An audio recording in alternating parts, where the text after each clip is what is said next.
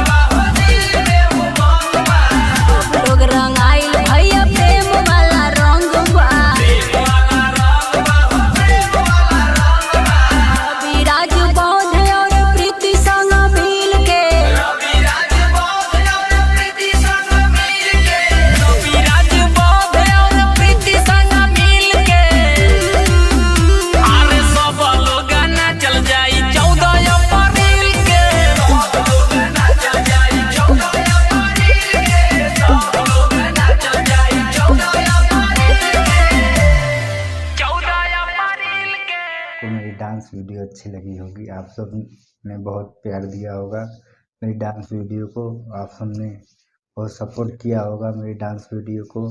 हम इसी तरह से आप सभी को खुश करते रहेंगे, आपके बीच में नई नई वीडियो लाते रहेंगे। आप सब देखना और पसंद करते रहना, इसी तरह से अपना प्यार दुलार अपना बनाए रखना मुझ पे, ताकि मैं भी कुछ कर सकूं आप सभी की बदौलत, मैं भी कुछ बन सकूं आप सबकी बदौलत। मैं इसी तरह से आप सबको एंटरटेनमेंट करता रहूँगा। चलिए मैं किसी दूसरी वीडियो में फिर मिलता हूँ, तब तक के लिए आप सभी को जय भीम, जय भारत।